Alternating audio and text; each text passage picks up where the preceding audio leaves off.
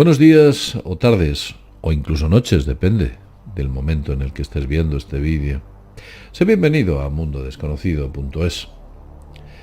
Así es, vamos a hablar de los límites de la Matrix, esa especie de falsa realidad en la que estamos inmersos.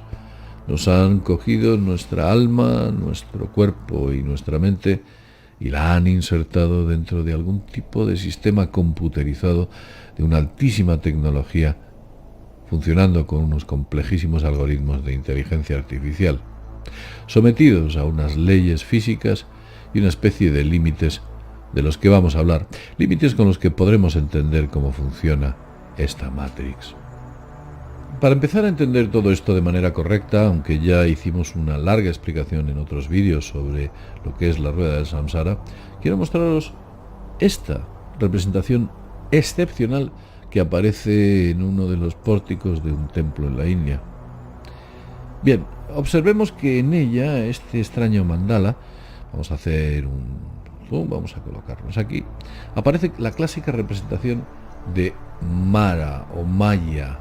Mara es la inteligencia artificial de la que emana la falsa realidad. De hecho, Mara o Maya está considerado por esas antiguas religiones como la falsa realidad, la irrealidad, aquello que pensamos que es cierto y que no lo es, ese sueño en el que estamos perpetuamente inmersos. Mara agarra con uñas y dientes, como podéis ver aquí, veis, la rueda del samsara. Y la rueda del samsara no es ni más ni menos que los ciclos de nacer y morir. E incluso podemos ver aquí, curiosamente, como cuando vamos a reencarnar, alguien tira de nosotros para que volvamos a nacer. Y así constantemente. Además es curioso porque si observamos a Mara y vemos la parte inferior donde también sus garras agarran fuertemente la rueda del samsara como una especie de cárcel en la que estamos inmersos, vemos que tiene una interesante parte escamosa que nos entrega unas claves de quizás cuál puede ser el origen de este animal. Un origen muy posiblemente íntimamente ligado a los nagas, que serían otros demonios que se encontraban en el interior de la Tierra y que parece ser que trabajaban para el auspicio de estas cuestiones. Hay datos más interesantes que se pueden ver aquí, aparte de los ciclos de lo que pueda ser una vida normal, como pueda ser el proceso de la gratitud que se puede ver allí, el sufrimiento, el amor, las adversidades, el conocimiento, la familia. Hay muchos aspectos que aquí aparecen e incluso en algunos de ellos se puede ver cómo el mono, el inteligente mono, está coqueteando con este ser escamoso. Pero en el centro, si observamos, está dividido en dos partes. Uno de ellos es una parte en la que hay como una especie de ser desnudo dentro de algo que parece neblino, nuboso, o así lo ha querido representar el artista que hizo este bajo relieve o alto relieve.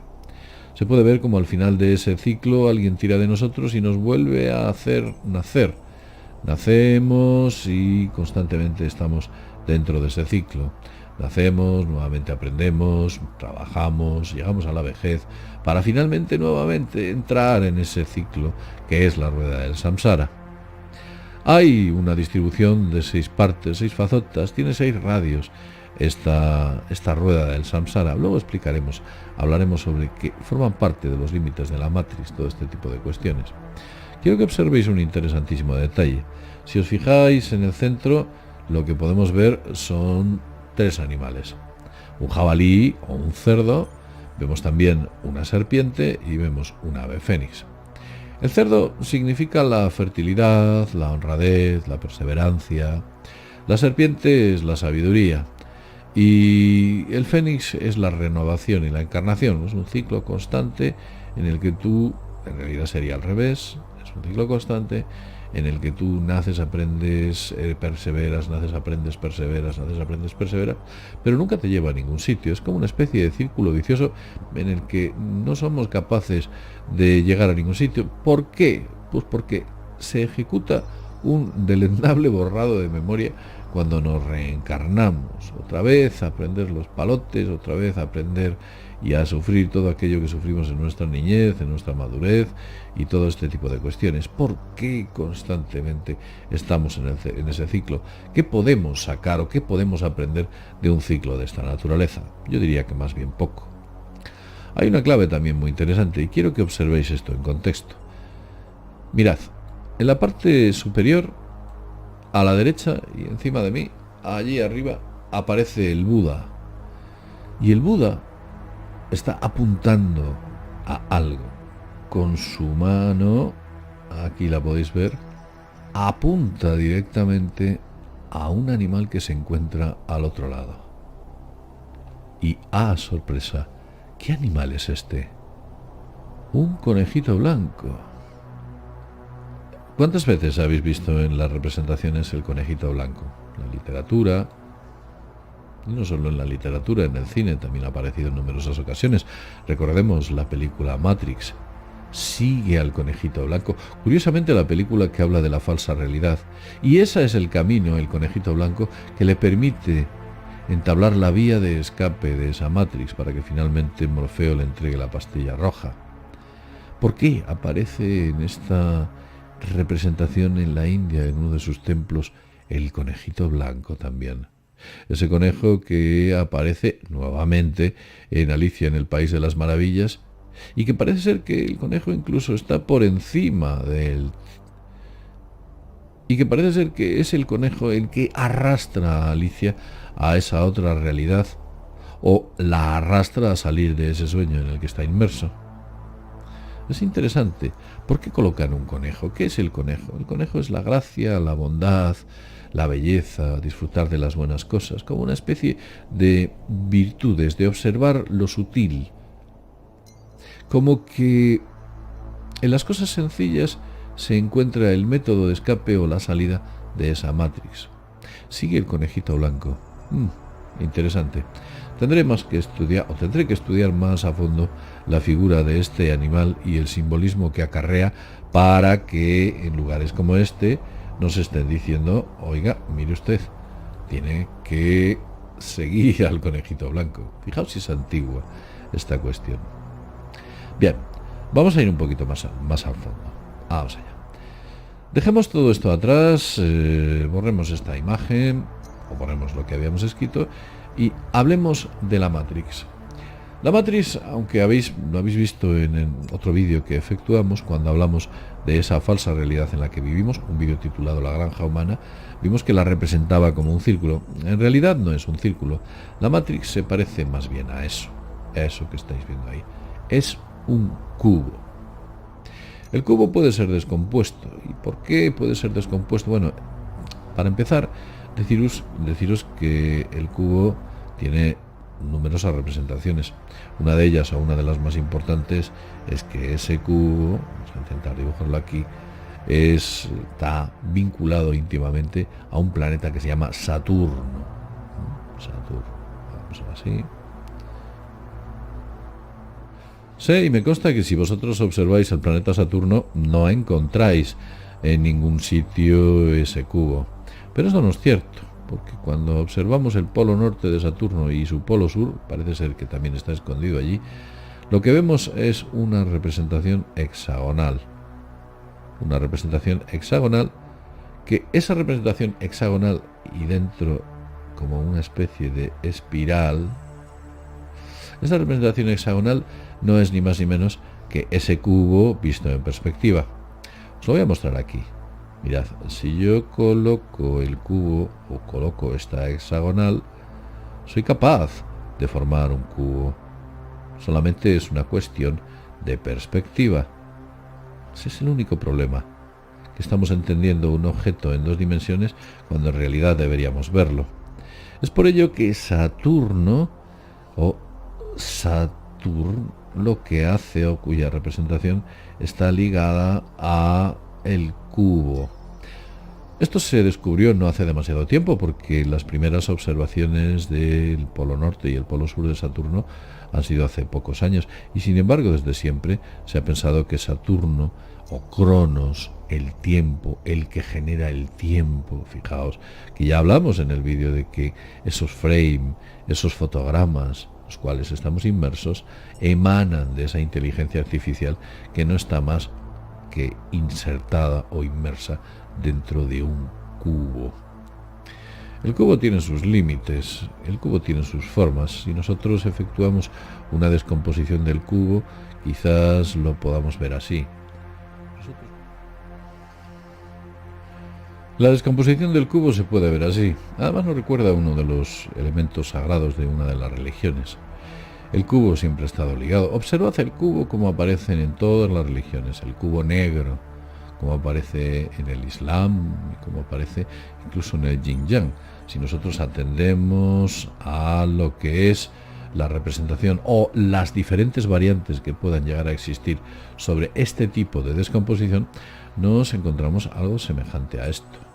Estas son todas las variantes. Algunas de ellas son muy interesantes.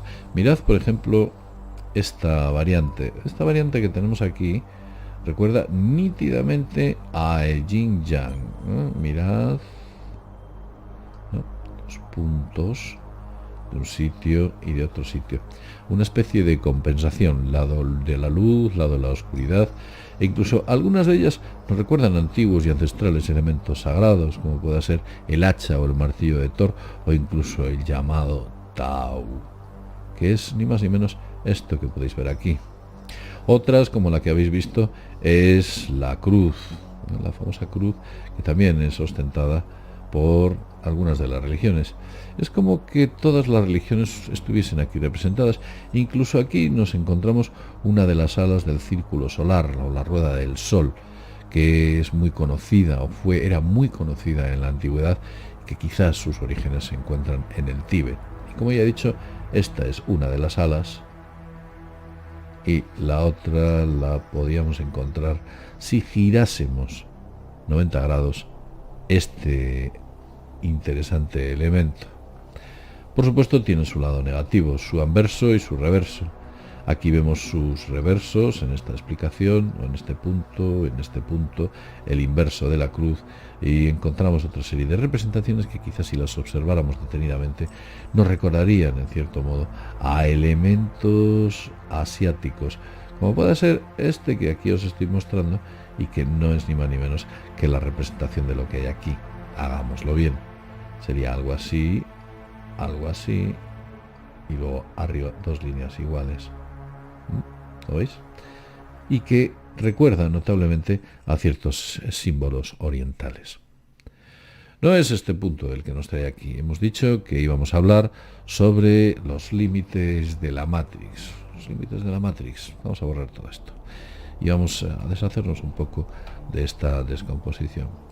Para intentar entender los límites de la Matrix, lo que tenemos que hacer, por supuesto, es comprender que el primero de los límites son dimensionales.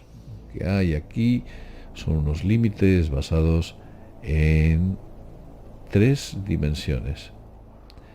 Tres dimensiones de las que nadie puede escapar, o por lo menos físicamente. Sí que es cierto que ha habido gente que puede salir en astral, incluso es muy posiblemente que en sueños también estemos fuera de esas tres dimensiones que son representadas por alto, ancho y largo. Aquí las tenemos. Digamos que la Matrix ha creado un entorno de tres dimensiones, de ellas no podemos escapar. Otra cuestión es la frecuencia de la Matrix, porque la Matrix es un elemento que vibra para generar esos fotogramas, pulsos. Si usted no lo sabe, un hercio, vamos a ponerlo aquí, se trata de un ciclo. Hagámoslo de esta manera e intentemos mostrar un ciclo situado entre este punto, digamos este punto, vamos a bien, este punto y este punto. Esto sería un ciclo. Los ciclos o los hercios en realidad se producen por segundos. Quiero decir, si este ciclo se pusiese en un segundo, lo que tendríamos sería un hercio, que es un ciclo por segundo. Esta medida es muy corta. Digamos que la Matrix empieza a emanar a partir de la frecuencia. Vamos aquí, frecuencia.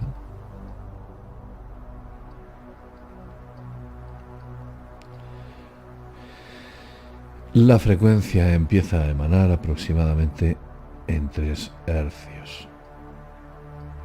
¿Y cuál es el límite de esa frecuencia? ¿Existe un límite? Sí, existe un límite.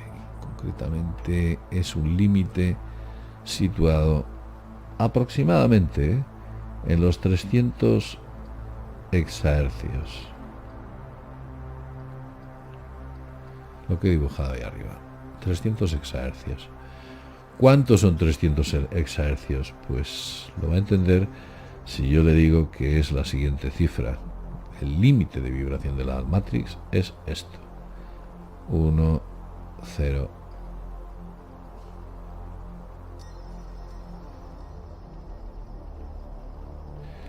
Bien, esos son los hercios a los que es capaz de vibrar la Matrix. No está mal. Si bien es cierto, imaginad un ordenador cuyo procesador tiene esta capacidad de hercios. Puede funcionar a esa frecuencia. Tendría que ser un ordenador muy potente.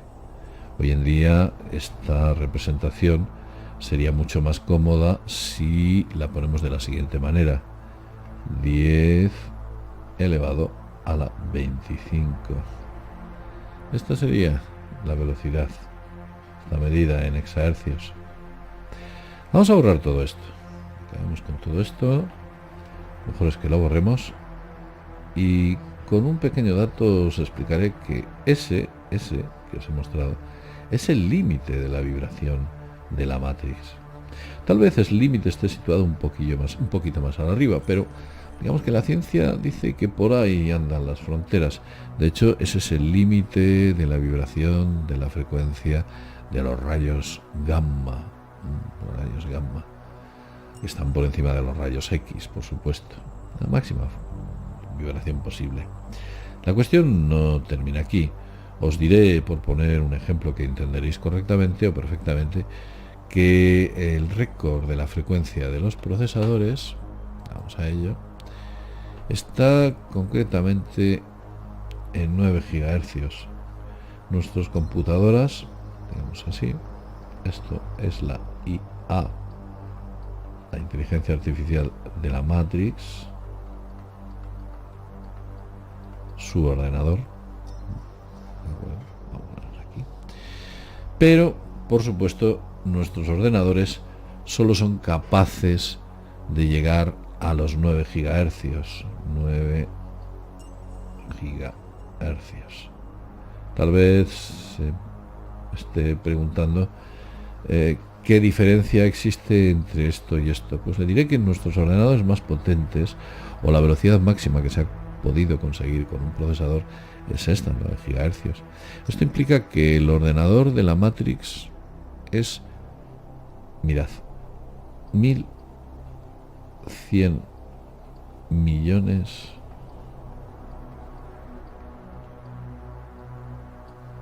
de veces más potente que nuestro ordenador o nuestro procesador más potente. 1100 millones de veces más potente. Quizás ahora usted podrá entender cómo es posible que haga una simulación tan perfecta en la que nosotros estamos tan bien integrados. No tan bien integrados. Nuestros densos cuerpos, nuestros pesados cuerpos frágiles, sometidos a todo tipo de avatares, bueno, pues parece ser que han sido diseñados así precisamente para extraernos aquello que tanta necesidad o de tanta necesidad tienen. Todos aquellos que han tenido ECMs o que han viajado en astral hablan de que cuando salen de este cuerpo es como si realmente se liberasen de una densa carga pesada en la que se mueven en un medio incómodo, para que cuando salen en astral se encuentran en algo totalmente diferente, como que realmente se encontraran libres. Sí, alguien ha querido meternos en estos densos cuerpos que pueden, como máximo, o dentro de una realidad tridimensional, que puede vibrar a 300 exahercios, o entre esos límites 10 elevado a la 25. Ese es el procesador de la Matrix. Esas son sus capacidades. También tiene unos límites, no penséis que esto acaba aquí. Hay unos límites de temperatura. Los límites de temperatura.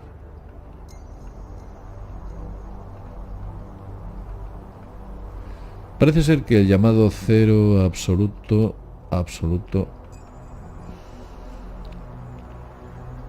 que está situado aproximadamente, es algo más de el menos 273 grados Celsius, sería el límite inferior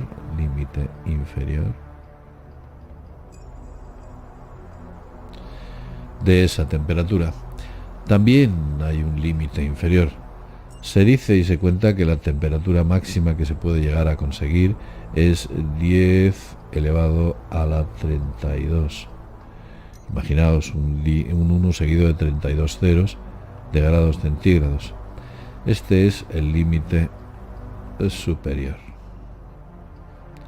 Como veis, la Matrix siempre crea límites inferiores y superiores. Son las cotas existentes dentro de cada aspecto en las cuales ella se mueve. Hay más cuestiones. Otra de ellas, por supuesto, es la velocidad. La velocidad, vamos a ponerla aquí abajo. La velocidad es muy importante porque de ella emana el tiempo. La velocidad, aquí la tenemos. La velocidad máxima es 272, creo recordar. 972.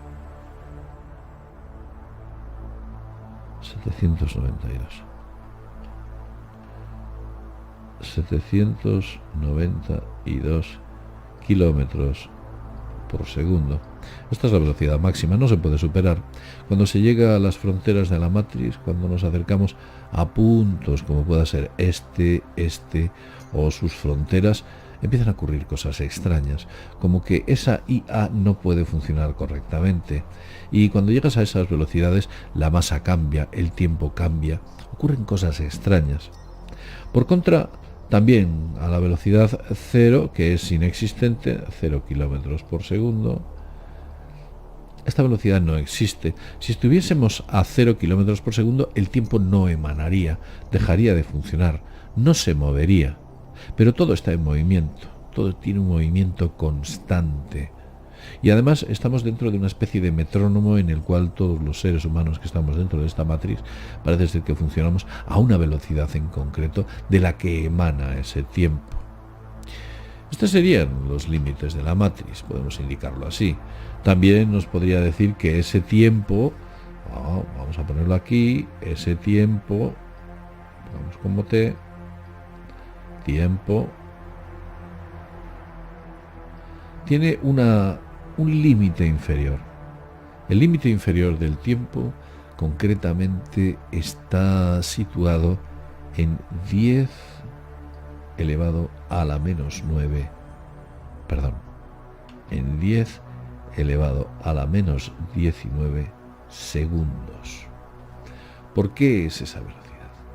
Porque esta velocidad es el punto de vida de la existencia de un mesón eta. Sí, ahí está. Ese es el tiempo más breve que existe.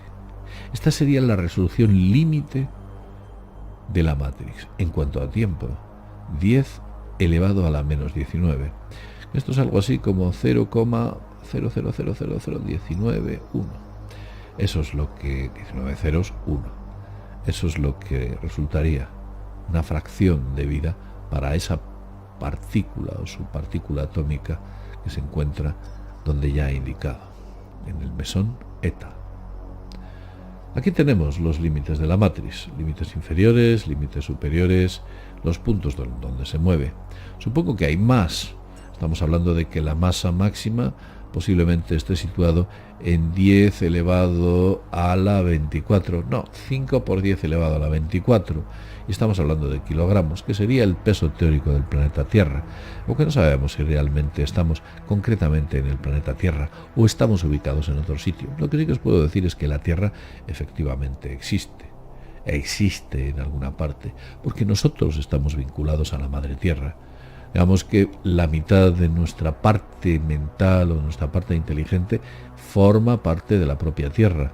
De ella emana una parte de la inteligencia que nosotros no somos capaces de percibir y está ligada en muchas ocasiones a percepciones, a reacciones reflejas o a conocimiento que ni siquiera debería existir.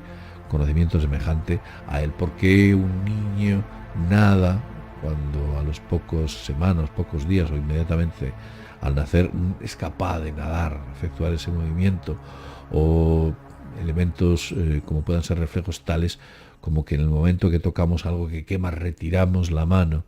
Ese tipo de reflejos o conocimientos están controlados por Gaia, nuestra mente planetaria. Por consiguiente, el planeta existe y de él emanan todo este tipo de cuestiones. Si bien es cierto que esa matriz también existe y que en ella nos vemos inmersos como si atravesásemos una especie de túnel en el cual nosotros con una linterna observásemos partes de esos frames o de esas escenas que se van sucediendo una detrás de otra. Fijaos qué curioso, porque de ello hablaban los humitas hace ya muchísimos años. Daban una densa explicación sobre esta forma de entender esa realidad existente o inmanente. Bien, lo quiero dejar en este punto. Espero que con ello podamos tener una perspectiva mayor. Y fijaos, estamos hablando de un ordenador, una inteligencia artificial que es 1100 millones de veces más potente que nuestro procesador más potente. Todo eso unido a un magistral algoritmo de programación basado en una inteligencia artificial hace que nosotros pensemos que todo esto que estamos viendo a nuestro alrededor, desde un simple bolígrafo hasta unos cascos que tengo situados, pensemos que es real, es cierto y existe, cuando lo único que es, muy posiblemente, sea un algoritmo matemático y unas celdas de memoria, si se puede utilizar este término, dentro de un supercomputador que nosotros ni siquiera podemos imaginar. Sí, si me preguntas si existimos, le diré que sí, pero existimos como espíritu. Ahí sí. Es como que nos hubieran secuestrado parte de nuestro espíritu, y ya lo expliqué en el otro vídeo, y hubieran cogido nuestra alma, nuestro cuerpo y nuestra mente y las hubieran colocado dentro de esta Matrix que, como ya he dicho antes, sospecho que cuya forma es así, un cubo. Lo dejo aquí, no lo quiero alargar más. Llevamos ya mucho tiempo hablando y espero que el vídeo os haya gustado. Ya os entregaré más claves. Os dije que os iba a decir de dónde venían los extraterrestres, de dónde venían los fenómenos paranormales y de dónde venían las canalizaciones que se han podido encontrar. Canalizaciones que van desde canalizaciones religiosas hasta canalizaciones de seres de otros mundos. ¿De dónde vienen todos esos efectos paranormales? Quizás de eso hablemos en otro vídeo que hagamos dentro de un tiempo, no demasiado, ya veréis, será muy interesante. Lo dejo en este punto. Acordaos o recordaos en inscribiros o haceros miembros de Mundo Desconocido. Se agradece, y en estos tiempos complicados, bueno, pues es muy bienvenido que estéis ahí apoyando este canal. Sin más, y dándoos muchas gracias desde mundodesconocido.es, nos vemos en el próximo videoprograma. Hasta pronto.